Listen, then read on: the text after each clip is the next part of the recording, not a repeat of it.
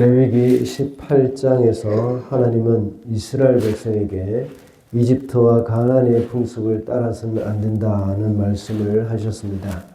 그 중에 18장 전반부에서는 근친상간에 대해 경고를 하셨고 후반부에서도 역시 음란한 부분을 경고하셨습니다. 오늘날의 세대도 역시 그 당시와 그리 다르지 않다는 것을 알 수 있습니다. 그래서 이런 세대를 살아가고 있는 우리는 이 세대의 풍습에 물들지 않도록 항상 깨어 있어야 한다고 했습니다. 이 세대는 부도덕한 일을 일삼기 때문에 본받지 말아야 하고 또 창조 질서를 깨뜨리기 때문에 본받지 말아야 한다고 했습니다. 그리고 이 세상은 결국은 심판의 대상이기 때문에 본받아서는 안 된다는 것을 말씀을 드렸습니다.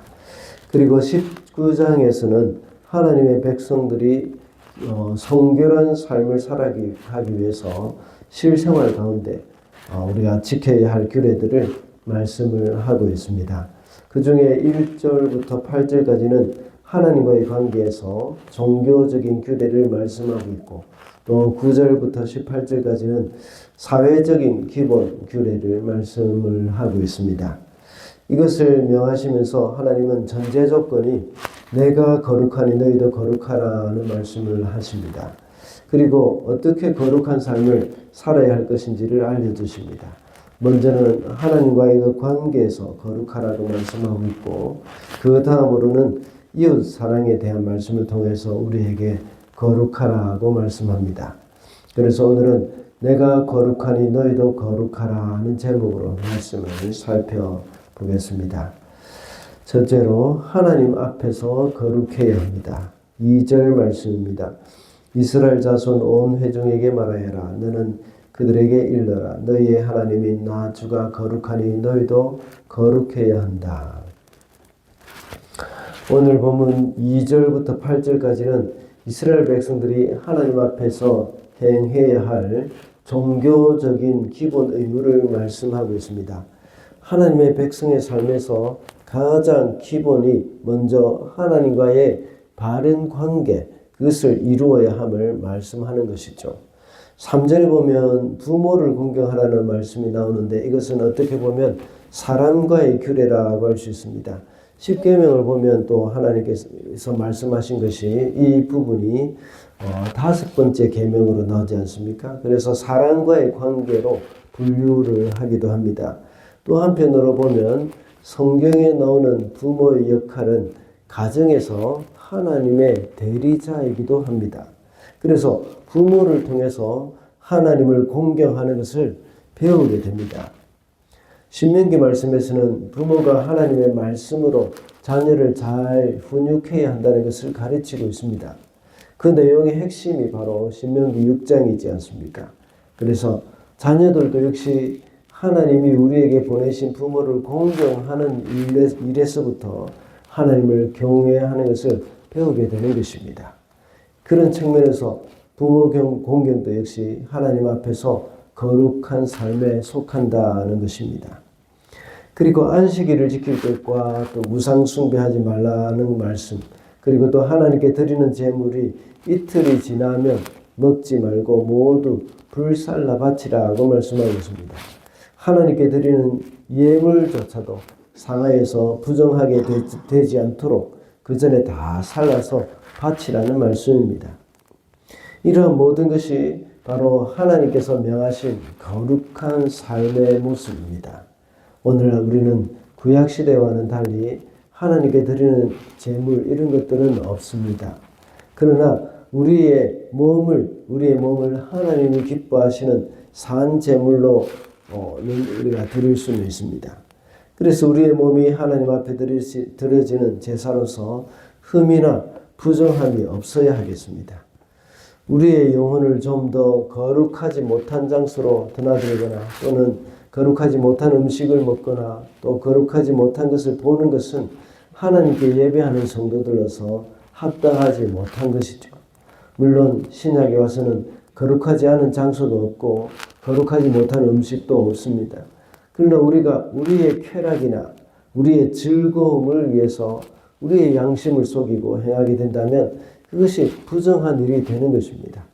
우리가 거룩하지 못한 생각이나 말을 하는 것도 역시 예배자로서 합당하지 못하다는 것을 우리는 잊어서는 안 되겠습니다. 그러므로 성도는 이런 모든 일을 통해서 하나님 앞에 거룩한 삶으로 하나님이 기뻐하시는 예배자가 되어야 하겠습니다. 둘째로 사람 앞에서 거룩해야 합니다. 18절 말씀입니다. 한 백성끼리 앙심을 품거나 원수 갚는 일이 없도록 하여라. 다만 너는 너의 이웃을 내 몸처럼 사랑하여라. 나는 주다. 오늘 본문 9절부터 마지막 18절까지는 사회적 기본 의무를 말씀하고 있습니다. 이것은 하나님의 백성들이 서로 간에 어떤 관계를 유지하며 살아가야 하는가를 말씀하고 있는 것입니다. 서로 사랑하면서 살아가야 한다는 말씀이죠. 방금 읽은 말씀과 같이 내 이웃을 내 몸과 같이 사랑하라는 말씀입니다. 특히 이 말씀은 이웃 사랑하는 것만이 모든 율법을 완성할 수 있다는 것을 말씀하고 있는 것입니다. 사도 바울도 로마서 13장 1절에 보면 남을 사랑하는 자는 율법을 다 이루었다고 말씀하셨습니다. 앞서 말한 모든 규례들 다시 언급을 하자면 나그네를 위해서 밭에 곡식을 남겨두는 것이나 또 도둑질하지 않는 것이나 또 사기를 치지 않는 것이나 서로 속이지 않는 것이나 또 거짓 맹세 이런 것들을 금하는 것 그리고 이웃을 억압하거나 또 빼앗는 것 이런 이웃을 해하는 일까지도 역시 이웃을 사랑할 때는 그런 것을 하지 않게 되어 있다는 것입니다. 더 나아가서 공정하지 못한 재판이나 또 남을 헐뜯는 말이나 미워하는 마음도 역시 사랑이 없기 때문에 하는 행동입니다. 우리가 우리의 이웃을 사랑하는 것은 바로 거룩한 삶이 되는 것입니다. 성도는 하나님께 대한 종교적인 거룩함에만 치우쳐서는 안 됩니다. 이웃을 향한 사랑으로 인해서 우리는 거룩을 완성을 해 가야 합니다. 우리가 율법 자체로만 생각한다면 이웃에 대한 악을 행하지 않으면 된다는 생각을 하게 될 것입니다. 그렇지만 이웃을 사랑한다면 이웃의 행복을 위해서 최선을 다하게 될 것입니다. 이것이 바로 율법과 복음의 차이입니다.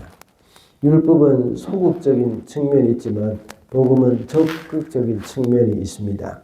그래서 이웃을 사랑하면서 이웃의 행복을 위해서 나를 희생할 수도 있는 것입니다. 이것이 바로 그리스도의 십자가 정신입니다. 이것은 주님이 보여주신 사랑의 본이죠. 이것이 바로 참된 거룩이라고 할 수가 있습니다.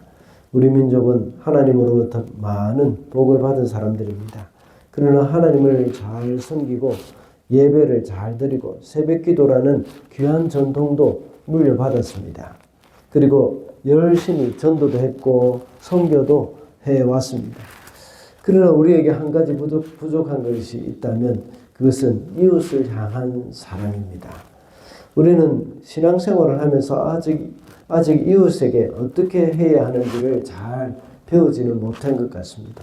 우리가 교회에서 예배를 드리면서 또 설교 듣는 이런 것들을 통해서 이 종교적이고 신앙적이며 또 예배적인 측면에서는 많은 가르침을 받았습니다. 그러나 그것을 생활 속에 구체적으로 어떻게 적용해야 할 것인지를 잘 배우지 못했습니다. 그래서 가정에서 부부가 어떻게 서로 사랑해야 하는지 잘 배우지 못했습니다. 그리고 자녀들을 어떻게 양육을 시켜야 하는지도 역시 잘 배우지 못했고 이웃을 어떻게 사랑하고 섬겨야 하는지도 역시 잘 배우지 못했습니다. 그래서 우리는 끊임없이 배워야 합니다. 교회 양육 과정을 통해서 배워야 하고 파더 와이즈나 마더 와이즈 그리고 제자 훈련을 통해서 계속해서 배워가야 합니다.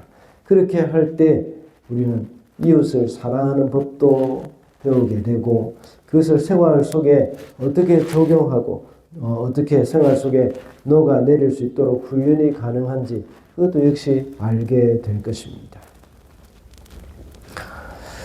말씀을 맺겠습니다. 오늘은 내가 거룩하니 너희도 거룩하라는 제목으로 말씀을 살펴보았습니다. 우리는 먼저 하나님 앞에서 거룩해야 한다고 했습니다. 그리고 이웃을 사랑함으로 사랑 앞에서도 역시 거룩해야 한다고 했습니다. 오늘도 거룩한 삶으로 하나님과 이웃을 사랑하며 섬기는 저와 여러분이 되시기를 바랍니다.